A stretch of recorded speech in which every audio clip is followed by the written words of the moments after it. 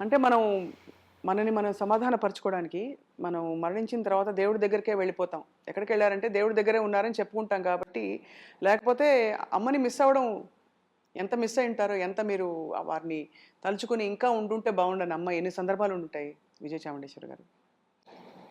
ఫిజికల్‌గా డెఫినెట్‌గా మిస్ అవుతామండి. మనం ఎంత అమ్మ ఇక్కడే ఉంది, అమ్మ చూస్తున్నట్టుంది. ఏదైనా చేస్తున్నప్పుడు అమ్మ నువ్వు చూస్తున్నావా అని నేను పాటికి ఏదో మాట్లాడుతుంటాను. ఫోటో ఇంక చూసి మాట్లాడతాను. బట్ స్టిల్ ఆ వార్మ్‌త్ అమ్మని కౌగిలించుకోవటం, లేకపోతే అమ్మ నా దగ్గరకొచ్చి నాకు ఏమైనా తినిపించటం అటువంటియన్నీ లేవు కదా! సో, హ్మ్. ఆ ఫిజికల్ టచ్‌ని నేను చాలా చాలా మిస్ మిస్ అవుతుంటారు. అవుతున్నాను. బట్ స్టిల్ ఆ టచ్ కూడా నాకు మీ అందరి దగ్గర వస్తుంది. When you hug me. So, ప్రేక్షకులందరూ నన్ను చాలా అఫెక్షనేట్‌గా చూసి, నన్ను ఇంటికి పిలిచి భోజనం పెట్టేటప్పుడంతా నేను అమ్మ పెడుతున్నట్టుగా అనుకుంటాను. హ్మ్. So, I should thank all of you. హ్మ్. అవునవును. అది అంటే కొన్ని చెప్పలేము మాటల్లో. Most celebrated star of the world. True. But మనకి దొరకకుండా వెళ్ళిపోయారనే భావాన్ని మాటల్లో చెప్పలేం. ఆమె ఎలా ఉండేవారు అమ్మ అప్పుడు? బాగా మిమ్మల్ని ప్యాంపర్ చేసేవారా? లేదండి. షీ ఈజ్ ఎ ఆవిడ స్ట్రిక్ట్ మామ్. స్ట్రిక్ట్ మామా? Strict mom. ఆహ్, ప్యాంపర్ చేయటం ఉంది. హగ్ చేసుకునేది అంతవరకే కానీ, హ్మ్. But when it comes to dressing, behaviour అయన్నీ చాలా స్ట్రిక్ట్. అంటే ఎలాగే ఆ! డ్రెస్ చేసుకోవాలి? ఇప్పుడు ఇలా ఇలా కూర్చున్నప్పుడు నేను కాలు మీద కాలేయకూడదు. It's wrong. ఎవరైనా పెద్దోళ్ళున్నప్పుడు కాలు మీద కాలేయకూడదు. ఆడవాళ్ళు కూర్చున్నప్పుడు ఒక కాలు ముందుకి, ఒక కాలు వెనక్కి వేయాలా? ఒక కాలు ముందుకి, ఒక కాలు వెనక్కి పెట్టి దగ్గరగా ఉండాలి కాళ్ళననేది. ఇలా కూర్చోకూడదు. అలా కూర్చోకూడదు. చిన్న చిన్నయి ఎవరన్నా వస్తే ఇంటికి ఇంట్రొడ్యూస్ చేస్తున్నప్పుడు నిలబడి నమస్కారం అని చెప్పాలి. హ్మ్. ఊరికే అలా కూర్చొని హాయ్ చెప్పేసి మళ్ళీ వెళ్ళిపోవటం అనేది ఉండకూడదు. అమ్మ చెప్పిన దాకా నేను అక్కడి నుంచి వెళ్ళకూడదు. ఎవరైనా వచ్చినప్పుడు నేను వెళ్ళి నమస్కారం చెప్పి మళ్ళీ ఎవరో తెలియపోతే కూడా ఐ జస్ట్ స్టాండ్. అమ్మ సరేమ్మా నువ్వు ఇంక వెళ్ళు అనంటే అప్పుడు వెళ్తాననమాట. సో, హ్మ్. అయితే స్మాల్ స్మాల్ బిహేవియర్స్ నాకు అమ్మ దగ్గర నుంచి వచ్చింది. డ్రెస్సింగ్ సెన్స్ కూడా హ్మ్. ట్రెడిషనల్ డ్రెస్సింగ్ మీద ఇన్సిస్ట్ చేసేది. ఒక మంచి రోజైతే మంచి నగలు పెట్టుకోవటం అటువంటివన్నీ she used to insist. So, hmm. ఈరోజు if I'm wearing all this it's అమ్మ అమ్మకిచ్చే మర్యాద. ఇన్‌ఫ్లూయెన్సే. సో, మీకెప్ అదర్‌వైజ్ అదర్‌వైజ్ నేను పెద్దగా నగలు పెట్టుకుని ఉండే టైప్ కాదు. సో మీరు ఎప్పుడు నటన వైపు మీకు ఆసక్తి కలగలేదా? తల్లిదండ్రులు ఇద్దరూ కూడా మహానటులు. సంజయ్ చెప్పాడు కదా! అమ్మని మూవీలో చూసేటప్పుడు వదినగా కనిపిస్తుంది, చెల్లెలుగా కనిపిస్తుంది. అలా చూస్తున్నప్పుడు నేను కొద్దిగా చూస్తున్నాను కాబట్టి నాకు అయన్నీ చూస్తూ ఉన్నప్పుడు నాకు అలా ఉండాలని అనిపించేది కానీ, అంటే హ్మ్. ఆ క్యారెక్టర్ లాగా ఉండాలని అనిపించేది కానీ, ఆ ఫిల్మ్ ఫీల్డ్‌లోకి వెళ్ళి ఉండాలనేది నాకు అనిపించలా. So, I absorbed her characters. Hmm. So, నేను మొదటి నుంచి అనుకున్నాను I should be a good house wife. Hmm. మంచి హౌస్ వైఫ్‌గా ఉండాలి. అత్తమామల్ని బాగా చూసుకోవాలి. మరుదులుంటే బాగా చూసుకోవాలి. ఇల్లు చక్కబెట్టుకోవాలి. వంటలు చేసుకోవటం, ఇంటికి హస్బెండ్ వస్తే ఏం కావాలని అడగటం అయన్నీ నేను ఊహించుకున్నాననమాట. హ్మ్. ఆహ్, చిరంజీవి గారు బుక్ గురించి కూడా మాట్లాడున్నారు రీసెంట్‌గా 'సీక్రెట్' అని చెప్పి ఒక బుక్. అవును. మీరు చదివుంటారు. అవునవును. ఆ సీక్రెట్‌లో వచ్చి మనం ముందుగానే వెన్ యూ విజువలైజ్ ఇలా కావాలని ఇట్ విల్ హ్యాపెన్. అవును. So, that's what happen. You అదే నాకు manifested what you want. Yes. So, hmm. అది నాకు జరిగిందనమాట. I just manifested being a house wife. Hmm. So, అది నాకు నచ్చింది and I just went towards it. నాకు గ్లామర్ వరల్డ్ అని చెప్పను గానీ, బట్ దట్ ఆర్ట్ ఫార్మ్ అంతా నాకు చాలా మర్యాద. I love acting, I love dancing ఇయన్నీ నాకు చాలా ఇష్టం. కానీ I want to be a house wife. చాలా ఎందుకంటే ఇట్స్ ఎ నేను వెరీ ఆహ్ బోల్డ్ and beautiful choice. So, because నేను ఆ ఫీల్డ్‌లోకి ఎళ్ళుంటే, మళ్ళీ అమ్మలాగా నేను ఫ్రీగా బయటికెక్కడికి వెళ్ళలేను. పిల్లల్ని చూసుకోవటానికి టైం అప్పట్లో చాలా చాలదు. సో, కష్టాలుండేవి గదా! అంటే ఆ! షాపింగ్‌కెళ్ళాలన్నా, బయటికెళ్ళాలన్నా చాలా అమ్మకి. కష్టం అండి. అమ్మ నల్లికి బట్టలు కొనటానికెళ్ళాలంటే రాత్రి క్లోజ్ చేసిన తర్వాత ఎనక దారి ఓపెన్ చేసి పెట్టేవాళ్ళు. అటునుంచి వెళ్లి చూసేది. లేదా కొత్తగా వచ్చిన శారీస్ అన్నీ మూటలు కట్టి నల్లి నుంచి ఇంటికొచ్చేది. అక్కడి నుంచి తను చూసి సెలెక్ట్ చేసేది. హుహు. సో, ఫ్రీగా వెళ్ళి కొనటం అనేది చాలా కష్టం. హ్మ్. సో, తనకి చాలా ఇష్టం పాండీ బజార్‌లో నడుస్తూ అన్నీ చిన్న చిన్నయన్నీ కొనాలని చెప్పి. ఎప్పుడైనా వెళ్ళిపోయేది. ఎంత అవస్థ పడినా వెళ్ళిపోయేదనమాట అలా కొనటానికి. హ్మ్. సో, అటువంటియన్నీ మిస్ అవుతాయి. బీచ్‌కెళ్ళాలన్నా కష్టం. రాత్రెప్పుడో వెళ్ళేది. హ్మ్. సో అటువంటి అమ్మ నాన్నగారితో మీకు మోస్ట్ బ్యూటిఫుల్ మెమరీ ఏది విజయ చాముండేశ్వరి గారు ఇద్దరు కలిసి ఉన్నప్పుడు?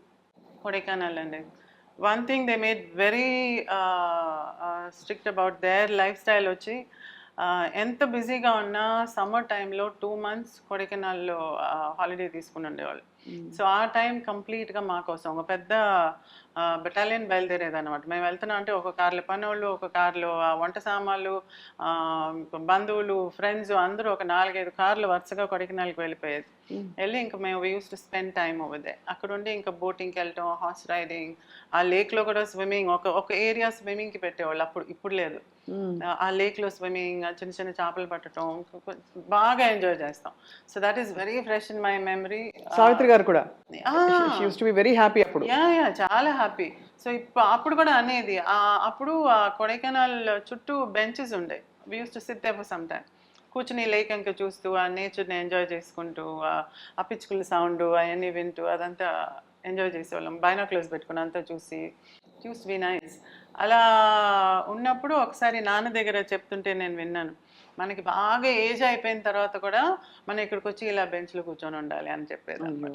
సో నాకేమై అనిపించిందంటే ఇప్పుడు కూడా నేను ఎవ్రీ సమ్మర్ పర్టికులర్గా కొడైకెనాల్కి వెళ్తాను. ఇది చాలా ఇంటర్వ్యూస్లో చెప్పున్నాను, ఐఎమ్ రిపీటింగ్ ఇట్. కొడైకెనాల్కి నేను ఎందుకు వెళ్తున్నానంటే వాళ్ళిద్దరు అక్కడ బెంచ్లో ఉన్నట్టుగా నేను ఇమాజిన్ చేసుకుంటాను. So I walk around lake చుట్టూ వాకింగ్ వెళ్ళేటప్పుడు అక్కడ ఉన్నట్టుగా నేను ఇమాజిన్ చేసుకుంటాను. దే ఆర్ దేర్ అని అనిపిస్తుంది.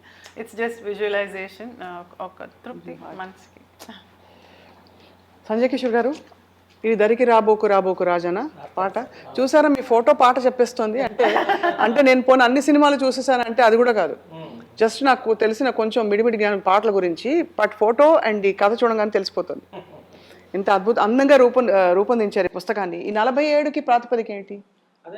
అంటే విచ్ 47 అని అనుకున్నప్పుడు అదే బెస్ట్. ఎందుకంటే సావిత్రి గారికి రోల్ ఇంపార్టెన్స్ ఉండాలి మూవీలో. అంటే కొన్ని పిక్చర్స్లో ఆవిడకున్న పేరు రీత్యా పెడతారు, గ్లామర్, సావిత్రి గారు ఉంటే బాగుండేమో అన్నట్లు కూడా పెట్టవచ్చు. అలా కాకుండా వారి రోల్ పరంగా ప్రాధాన్యత ఉన్న ఒక 47 మూవీస్, జానపదాలు కానీ, సాంఘికాలు కానీ, పౌరాణికాలు కానీ, అవన్నీ కూడా సపరేట్ చేసి రాశాం. ఇందులో దేవదాస్ ఉంటుంది. అయ్యో కాదు, మీ దృష్టిలో సంజయ్ కిషోర్ గారు ఒక ఫిల్మ్ హిస్టారియన్గా, ఒక సినిమా అభిమానిగా, సావిత్రి గారి అభిమానిగా బెస్ట్ కోస్టార్ ఎవరు సావిత్రి గారికి? రామారావు గారా ఏంటి ఏఎన్ఆర్ గారా? ఇద్దరు సమానం, ఇద్దరు. ఎందుకంటే అన్ని మూవీస్ ఉన్నాయి, దాదాపు 30 మూవీస్ ఇద్దరితో, ఇటు 30 అటు 30 దాదాపు. సో బెస్ట్ మూవీస్ ఉన్నాయి. అది అండ్ వీటిని సేకరించడంలో ఎవరెవరిని సంప్రదించారో మీరు?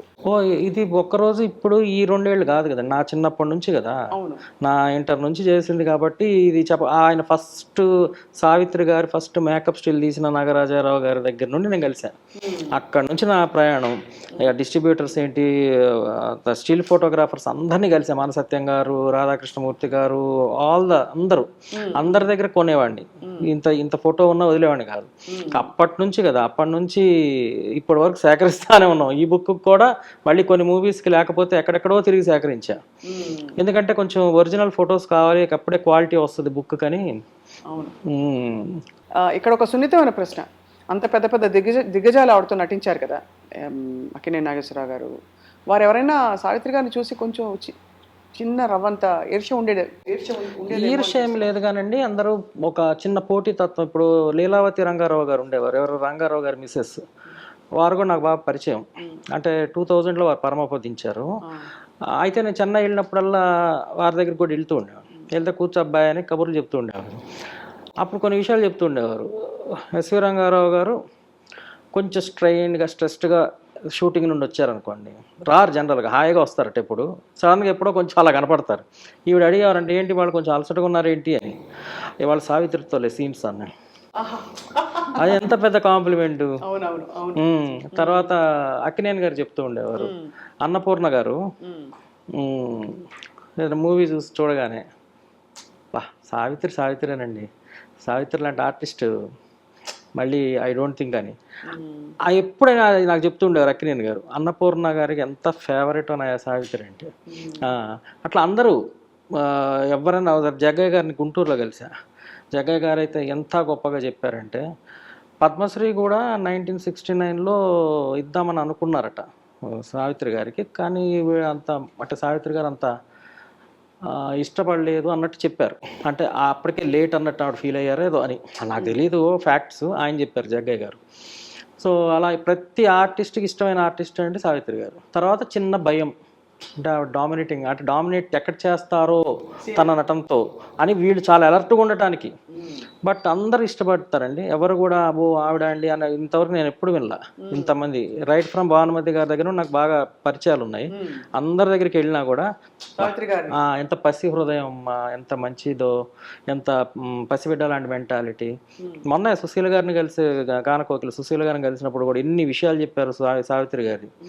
ఏదో రిలీఫ్ ఫండ్ కోసం ఒకసారి వెళ్ళారట సావిత్రి గారి ఇంటికి. అంటే ఏదో షో చేస్తూ వెళ్తే టికెట్స్ తీసుకోవాలి, ఏదో మనం ఇట్లా దేశ రక్షణ నిధి కోసం చేస్తున్నామమ్మా అంటే, అయ్యో భలేవాళ్ళని హ్యాండ్ బ్యాగ్ తెప్పించి ఇట్లా చేయబెట్టి ఇంత కట్ వచ్చిందంట, తీసి అలా ఇచ్చేసారంట సుశీల గారికి. అట్లాంటి చాలా చాలా మంది అందరు మంచిగా చెప్తారండి, అది ఒక గొప్ప విషయం.